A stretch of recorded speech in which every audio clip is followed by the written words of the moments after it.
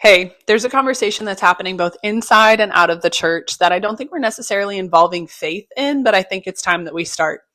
Ozempic, let's talk about it. GLP-1 medications, they're everywhere. And from like Ozempic to Wegovy to Mounjaro, like they're all over the place. And chances are a doctor's either talked to you about it or a spouse or a friend, or you have a friend that's on it, or you're wondering like, is this like an answer to prayer? Like this like shot that I can give myself. And so we're called to faithfully steward our bodies.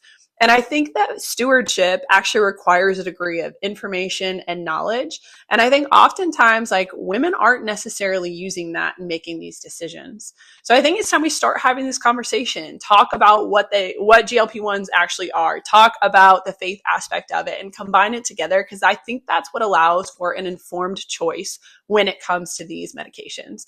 I'm Kelly Murphy. I'm a registered dietitian and a certified strength and conditioning coach, and I help women who want a sustainable, science-backed, and faith-informed approach to health.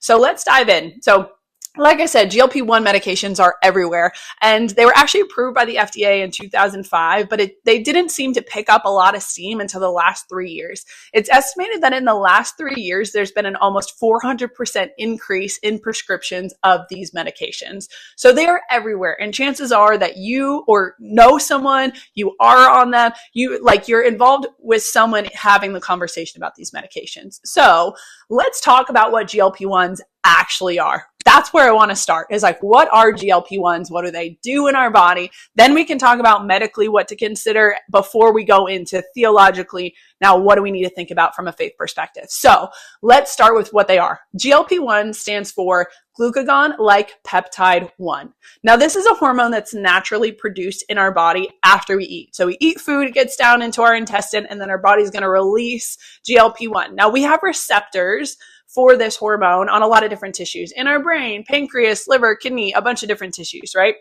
So what happens? So a number of different things happens when this hormone goes and binds to receptors. So some of the things that starts is it's going to bind and it's going to stimulate the increase of insulin secretion from our pancreas. So insulin, as a reminder for a lot of people, is when we eat carbohydrates, they break down into glucose in our blood, and then our pancreas is going to release insulin. Now, insulin acts kind of like a key that's going to open the locks on all of the doors of our cells to allow that glucose to go into the cells to be able to be used for energy inside of those cells. All right. So when we have GLP-1s, or when we eat and our body produces GLP-1s, it'll tell our body, hey, let's increase insulin secretion. At the same time, it's going to decrease glucagon secretion. So what is glucagon? Glucagon acts the opposite way that insulin does, in the sense that when our blood sugar drops too low, it's going to go and it's going to tell our storage forms. So it's going to tell our storage form of carbohydrates, hey, break down into glucose so we can put it back into the blood because it's too low. It's also going to go to different form of our storage. So, and convert different things like fat into carbohydrates to be able to release into our blood, but it also can produce ketone bodies from and break down our fat tissue into that as well. So it's going to break down our storage forms and put it back into our blood. So when we have GLP-1s, because we've eaten food and we have an increase in our blood sugar, it will increase insulin to say, hey, look, we need to take this into our cells to use for energy. It's going to tell inhibit glucagon secretion and say, hey, look, we don't need you. All of our storage forms like hang tight. We don't need to tap into you right now. We got enough. All right. It's also glucagon, like GLP-1 is going to go up to our brain and tell us like, hey, I'm not hungry anymore, right? It's going to lead to appetite suppression and say, hey, I'm satiated. We don't need to eat anymore. Another thing that it's going to do is it's going to go and cause delayed gastric emptying. So what does that mean? So when we eat food, we have what's called involuntary muscle action. So when you like take a bite of a cheeseburger, you're not like trying to like shimmy the cheeseburger all the way down your digestive system. Like once you swallow it, the involuntary muscle action will basically like take it on its route. You don't have to think about it. It happens without you even trying, right? It's going to go and involuntarily like move things. So GLP-1 actually will slow down that involuntary muscle action that happens in our stomach as we're like, because we've got food that got to our intestines and everything, it's going to slow down that muscle action in our stomach, right? We've already got food moving down there. We don't need to speed that up. We're just going to slow it down a little bit. All right. So those are some of the actions that happens with GLP-1s. All right. So what if our body naturally produces them, and that's like a natural process? what's the difference between what our body produces and the ones that people take as medications, like these injections, pills, like what happens then? So let's kind of compare them. All right, so normal GLP-1, like I said, you eat, your body is going to produce this GLP-1 and it's going to do a bunch of different things. So when that happens, right, first of all, it's free, or like the cost of food. You eat food and then your body does that action, right? Another thing is that it only lasts in your system for about 1 to 2 minutes. So our body is going to produce GLP-1. It's going to last for about 1 to 2 minutes, but then our body has a safety mechanism, like a turn-off valve, essentially. It's going to produce what's called DPP4, which is an enzyme that's going to degrade or break down GLP-1. So basically, after it's bound to the receptors, done what it needs to do, it's going to break it down and be like, good, we're good to go, like clear that out. Like it breaks it down. So we don't need that, right? So that's the natural process of how it works. So when we think about the medication version of GLP-1s, they're actually called GLP-1 receptor agonists. So what that means is chemically they look very similar to GLP-1s, but they're not the exact same, but they bind to the same receptors essentially to allow for the same like effects of it, or the goal is to aim for the same effects, right? So what's going to happen is, one, when we take the medication version, it's going to override the system, right? It's going to produce a lot more than our body would naturally produce. Like it's going to like put in a bunch of it, right? It's like a hyperdose of that. It's very expensive. And then the other thing we got to think about is that it lasts in your body a lot longer than the natural one. So the natural one lasts about 1 to 2 minutes. The injectable kind, all right, so, or like the medication kind is going to last anywhere from hours up to about 7 days in your system, which makes sense why you would have like a once a week injection, because it lasts that long. So you got to think about that, is like, that's a long time lasting in your body.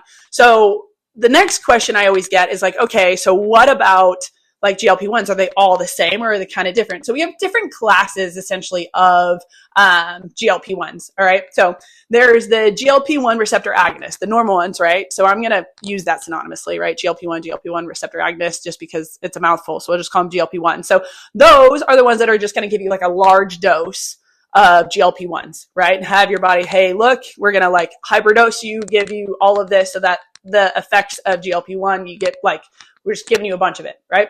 The second class that exists is like GLP-1 plus what's called GIP. Now, GIP stands for glucose-dependent insulinotropic polypeptide. So I'm just going to call it GIP because nobody wants to say that again and again. All right. And so what this does is, this is another hormone that our body naturally produces once we eat, right? So we eat a meal, our body is going to produce GLP-1. It's also going to produce GIP. Now, what does GIP do? It does some of the similar things that GLP-1 does, right? So it's got different receptors in different parts of our body. So like GLP-1, it's going to increase insulin secretion. So it's going to say, hey, look, there's food, there's like increased blood sugar. We got to take that into the cells and use it for energy, right? And has essentially like a built-in safety mechanism, because if we produce too much insulin, it actually will, and like your blood sugar drops too low, it actually will stimulate glucagon production so that we can like basically like get more, we can be like, whoops, overdid it. And we can like put glucose back into the blood. All right. But that's only at a certain threshold, right? So if it drops, then it will produce it. Otherwise, it doesn't really affect glucagon. It will also go up to your brain and tell your brain like, hey, we're not hungry anymore, in a slightly different way than GLP-1s, but has the same effect of like, hey, I'm not hungry, you don't need to eat. So it will decrease your appetite. It also has like a bone formation aspect of it. So it's going to stimulate like osteoblasts, which build up your bone tissue. So like, yay for that. And then it also has an effect on your fat cells. So here's the deal. If it's dose dependent, or like, so if there's some amount of it, so what it can do, right, is it has the ability to do what's called adipogenesis, which means like building of fat cells. But here's the deal. If the threshold is too high, so if you have an abundance of GIP, it actually does the opposite and leads to what's called lipolysis, which is breaking down of fat cells. So typically these medications, because of the high concentration of GIP with GLP-1, it actually has that secondary effect where it like actually breaks down fat cells as opposed to building them up. So this one, so it's a little bit different than GLP-1s, right? So it'll break down those fat cells. So this one specifically is known for like preserving muscle mass a little bit more. It isn't 100% like, we'll talk about that a little bit later of side effects, but that's one of the things that it's like known for, is like challenged for, is like, hey, look, this will actually like help to break down less muscle and more fat, right? That's what it's hypothesized to do. And then there's actually a third class of that's being tested right now or trialed right now. It's not fully approved by the FDA. And I've heard someone refer to it as like a GLP-3. GLP-3 isn't like a thing. So that's an inaccurate description, but I think because it is three things bound together, that's probably where they got that from. So if you hear that, this is probably what they're talking about. That's not necessarily an accurate term, but it's a term I've heard that's thrown out there. So what it is it's GLP-1 receptor agonist. It's bound to a GIP, and then it's also bound to glucagon. So the reason they would bind it to glucagon is because glucagon, like I said, when I was talking about insulin, is like, it also can break apart your fat cells, all right, and break that down till it produces that for energy. So it's also hypothesized to break down more fat cells and preserve more lean tissue. All right, so that kind of brings me into like, all right, so what are some of the side effects? And I will say this is like, if you've caught on to the fact that our body is a system, and GLP-1s, GIPs, even like glucagon, insulin, like there are receptors on so many different types of tissues and cells within our bodies. So I think oftentimes I've heard people with various, not necessarily this, various things being like, oh, if they ever talk about a medication and they're like, oh, there are no side effects. No, that doesn't work. If someone ever says that about a medication, you shouldn't listen to whatever else they have to say, because that's not accurate. It can't be accurate. Our body is a series of cascade events. So like one thing leads to another thing, leads to another thing. Like I said, like you eat something and then GLP-1 binds here, which leads to this, which leads to this, which leads to this. So there are a lot of different things that happen, right? So because of that, when we're affecting the different cascade of events in our body, we know there are going to be certain things that are affected by that. So that's one thing you need to keep in mind, is it's not just like, hey, I want to affect my blood sugar, so I'm going to take this and it's only going to affect my blood sugar. Like, no, this actually affects a lot of different tissues. You're hoping that this is the primary effect, but you can't always guarantee that. So that's just one thing that we need to keep in mind when it comes to any medication. And like, we're talking about this one today, so this one specifically, but any medication that you're taking. So when it comes to these medications, there are two main reasons that they're being prescribed, right? So type 2 diabetes, like blood glucose management, and also obesity, right? And so having like being over fat, having excess body fat. Those are the two main reasons for the prescription of these things. When it comes to like fat loss, right? We know that these medications can lead to fat loss, which would make sense, right? It's going to decrease your appetite, which therefore you would think would decrease your intake. It's going to increase fat breakdown. It's going to increase you being able to so it's got a whole bunch of different things that it's doing, right? So that would make sense that it leads to fat loss. Some studies have shown like, hey, it can lead, like within the fat loss, you're going to lose some lean tissue, which means muscle mass, right? With any fat loss, with any weight loss, we know that typically happens. So there's some research that would be like, hey, about 25 to 40% is coming from lean body tissue. And then there's other research that's a little bit more prominent that will say, hey, it's actually similar to most other weight loss, like major weight loss, like through food, which is about 15 to 25% somewhere in there is actually lean body tissue versus that. So I would say like, all right, if we're going in general, any type of weight loss, you're probably going to lose some lean body tissue. But we have to think about this again. If you're doing that, like lean body tissue is very helpful for your body in general. It is metabolically active. It is very helpful for function as well as your metabolism. So a lot of different reasons.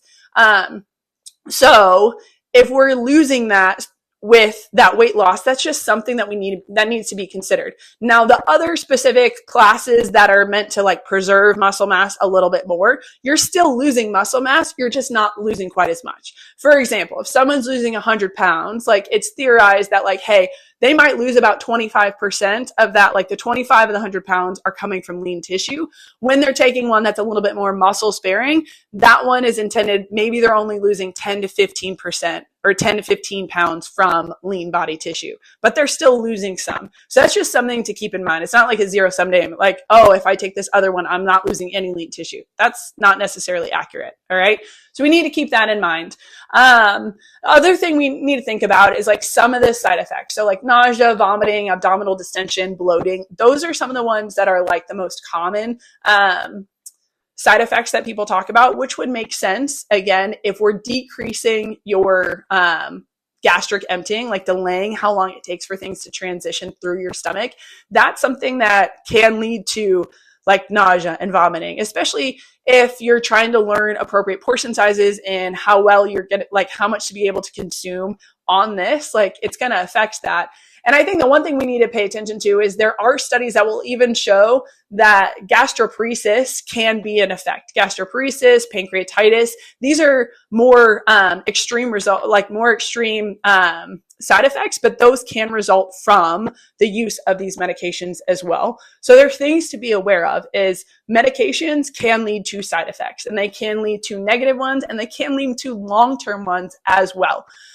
One of the things that I don't like has become a conversation is when it comes to pharmaceuticals, I believe that pharmaceuticals are a short-term tool for an acute medical condition or acute medical situation. All right. And when it comes to these medications, I think initially they were talked about for being more short-term. And I think more research is showing like, or is being stated of like, hey, this can be used for like long-term use. But we have to think about this is that this is an overabundance of what our body naturally produces that is lasting significantly longer than it naturally would. And we're going to do this long term, like for the rest of people's lives. There is no way in my mind that that could logically make sense, independent of any of my clinical education. Like that doesn't make sense from a logical perspective. So I think we need to think about that, is that this is not a long-term solution. Medications and pharmaceuticals are a tool, a short-term tool for acute medical conditions. All right. So we need to think about that. And when it comes to GLP-1s, one of the things I think is not being engaged in the conversation is the fact that there are some food and lifestyle things that can actually allow for increased natural production of GLP-1s. And we're not thinking about them and we're not talking about them. Right. So did you know that that was the thing? Here are some of the things that actually lead to an increase in natural production of GLP-1s. All right. High protein food, high fiber foods, exercise, appropriate sleep and light exposure, gut, like an appropriate gut microbiota. Like these are the things that can actually lead to increased GLP-1 production, right? Which is what faithful stewardship looks like, right? Lean protein sources, lean high protein sources, high fiber foods, fruits, vegetables, whole grains, beans. Like these are all things that would allow for faithful stewardship of our body, moving our body on a regular basis. And so I think that that's one of the things that needs to be part of the consideration. And my question is like, why are Christian women reaching for these medications at the same rate that women who are not believers are reaching for them as well? Like, why are we not engaging faith in the conversation? Why is that not part of it? You know, I think that's something we really need to consider, because I think that's something that's important. And so that's where I want to transition to, like, all right, so we know what GLP-1s do, and we know what medically is going on and some of the things to be aware of. So like faith-wise, how do we consider this? Like, what do we think about? Like, how are we supposed to process this? So let's talk about it. So I think, I don't want to tell you what to think. I like stimulating thought and conversation. And providing like knowledge and experience and stuff like that. But like, I want this to be something that stimulates a conversation that you have and stimulates thought, right? So there are 4 main categories that I typically consider when I'm thinking about GLP-1s, right? And I think that walking through each of them will allow us to kind of like explore what are some of the points we need to be considering, and what are some of the questions that might be helpful to consider as well in figuring out of like, all right, is this from a biblical perspective, what should we be thinking about, and does this align with scripture? So I think the first thing we really need to think about before we start all of it is, what is your motivation? Because I think that says a lot about your heart and a lot about like your relationship with God and your thoughts about your body and all of that before you get started. So like, what is your motivation? I think is a key thing to start with. So now let's dig into the four different like categories that I typically have, right? So the main reason, like I said, that doctors are prescribing GLP-1 medications are for type 2 diabetes and for obesity and weight loss, right? So I think that allows for 4 different categories. All right. So category number 1, you are at a healthy weight and you have no blood sugar issues. Now, I think that some people would be like, wait, are people actually like asking? Yes, people are actually asking in that category. And this is the one that's is the most concerning because there's no medical issue that exists, right? So if we're thinking about pharmaceuticals as providing a short-term solution or a short-term tool for an acute medical condition, there is no medical condition. So my question would be like, if your body is doing what God's designed it to do, then like, why do you want to change it? What's the motivation there? I think we need to dig into that a lot. And I think a lot of times it can be like, well, if I have a couple extra pounds and I'd feel more confident. And I think with those, all right, like I think we really need to start to explore what is my relationship with food and what is my relationship with my body, and how does that relate to what God says about it as well. I think that needs to start to be explored. All right. In category number 2, all right, so we're going to look at, we're at a healthy weight, but we do have blood sugar issues. All right, so when we think about that, there is a medical reason for considering this medication, right? Like a medical situation or a medical condition exists, right? Irregular blood sugars, they're elevated. My question would be like, have we addressed nutrition? Because when it comes to blood sugars, our body's ability to, our blood sugars are highly affected by the food that we consume. So the first thing I would consider is, what is the food that I'm consuming and how is this affecting my blood sugars? And that seems to be the first area of opportunity for learning to ensure that you're able to faithfully steward your body well, to get it back to a healthful spot. And I think we need to think about that. And if the question is like, well, if I just take this prescription with it, then it'll get me there faster. And then I think my follow-up question is, if you're considering that, is like, is the prescription an opportunity for education, like buying you time to educate, or replacing the need for education or for learning? And I think you need to kind of dig through that if you're in that category. And I would also say this, if you're in this category and you're doing this to be able to like decrease your blood sugars, and nutrition isn't the first thing you're going to, and the medication seems to be it. Speed of like being able to get something fast seems to be something that might be driving it. Or are you really hoping for a secondary effect that the medication might promise? Is it going to help you lose a couple extra pounds even if you don't need to? And if that's the case, then I would really dig into that again. Like the first group, like, what is your relationship with food? What is your relationship with the body? And, like, what does God say about that? And start to dig through that a little bit, because I think that needs to be explored a little bit more if that's the boat you're in. All right, so then let's think about category number 3. So you're at an unhealthy weight, but your blood sugars are fine. Okay, so when you get to this, and I want to be super careful because I think this category can carry a lot of shame. And that is not my goal or my intention at all, right? I think that this is a medical condition. I think that this puts a lot of stress on all of your organs. And so I do think it's important to address. But I would also like challenge, is a shot that's going to suppress your appetite, is that going to address what was driving the eating pattern in the first place? And I know that can be really hard and may sound harsh, but I think that's something to really consider, because when you get to the point when you have excess body fat, it's as a result of eating patterns over time. And so what has led to that eating pattern? And is decreased appetite really going to address what that root issue is something that I'd really consider, right? And I'll also say this, like, self-control is a fruit of the Spirit, right? And I don't think that that necessarily means like white knuckling things and willpower, but I do think that because it's a fruit of the Spirit, it requires time with God. And I think that's something to be explored. And so I would question, like, have you spent time with God about this?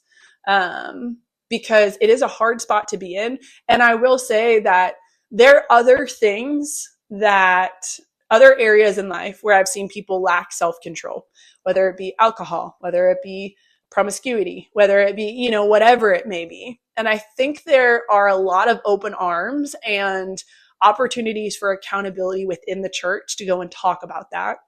But I don't think that when it comes to lack of control, when it comes to food, for whatever reason, whatever the stimulating reason is, I don't know that we necessarily are great about having that conversation. And so I do think it's important to find accountability and be able to work through that. But most importantly, I think it requires spending time with God with, okay, I'm not enacting self-control in this situation and in this area of my life. And what does that look like? And by taking a medication, does that allow for you to be able to process through that? Or does that replace the ability and the time to need to do that? I think spending time with God is going to allow you to build something that a weekly injection is not going to allow you to build. And so I would just challenge you with that and give you something to explore from that perspective. So our fourth category that we would come into is going to be, okay, so you have an unhealthy weight and unhealthy blood sugars. What do we do with this, right? So from a medical perspective, this is the most strongest medical case that we can have, right? It's justified from both counts because both of these are going to put a lot of stress on every organ in your body, and that is not good. So when we talk about faithful stewardship, part of it is ensuring that it's able to function the way that it's able to function. And when you have excess body fat, when you have high blood sugars, it's just not able to do that, right? And so that is one thing to be aware of. However, I think there are a lot of things, especially when things are medically justified, that we really need to dig into stuff. Because similarly to the last category, I know there can be a lot of shame here, so I'm trying to be delicate, but there are a series of choices that have allowed your body to get to this point over time. And I think that needs to be explored. All right. So, and with that, okay, so I've seen people that I've worked with people that have previously been on GLP-1s, that are currently on GLP-1s, that want to go on GLP-1s, that just came off GLP-1, the whole spectrum, right? And so here's the thing we have to consider also is when you go on them, again, I believe pharmaceuticals are a short-term tool for an acute medical condition. So if you are going on them short-term, there is a short-term requirement. What are we learning through this process? So what is the plan? What is the plan for going on them? What is the educational plan for while you are on them? What does it look like when you come off? What does the community look like? What does the education look like? What is this whole, because that is a large part of your life. And if you don't have a plan for lifestyle change, that is not stewardship, right? We need to think about that. That is just outsourcing something that God's given you to do. God's called you to steward your body well. And taking a medication is not replacing that. It does not replace that. You are still called to do it well. So what does that look like? I think we're still need that. Decreasing your intake may change your weight. It may change your blood sugars, but it will not change your health if you're not consuming the right things and learning how to do that. You're not moving your body effectively. And so those are things I think are important to consider. Now, I know it's a delicate topic and we have to be careful about it, but I do think we need to start asking those hard questions. And if you're not, then I think we're missing out on the piece of the puzzle. I think that's part of why we're not having this conversation in the church. It is a hard conversation. It takes a lot of emotional strength and a lot of time to be able to work through that stuff. But I think it's possible, and I think we need to start doing it. GLP-1s, they are not magic. They are not sin in and of themselves, but I do think they reveal a lot about our beliefs about our bodies, our beliefs about our worth, our beliefs about God. And so I think it's worth pressing into. So some things I just want to leave you with just to start to consider and to wrap things up, right? Some final questions, things we've already talked about. What is your motivation, right? What would be your motivation for going on this? Have you really dug into what that looks like? Am I willing to change my lifestyle along and the roots of this lifestyle? Like, am I willing to address these roots along with any medications if I'm considering taking these medications? Is my sense of identity and worth, is that in any way linked to what my body looks like? All right. And then also, like, what does faithful stewardship look like? Again, there's a lot to think through and a lot to consider. But like I said before, I believe that pharmaceuticals, they are a short-term tool for an acute medical condition. They are not a permanent solution to a lifestyle problem. All right. I want you to be informed. All right. I want you to be strong. And I want you to be stewarding your body well, because I feel like that's what we're called to do. All right. That's it. Do you disagree? If you disagree, let's talk about it. All right. I hope this was helpful for some of you guys. For all of you guys. I hope it was helpful for all of you guys, but I know that not everyone's going to agree. But yeah, there you go.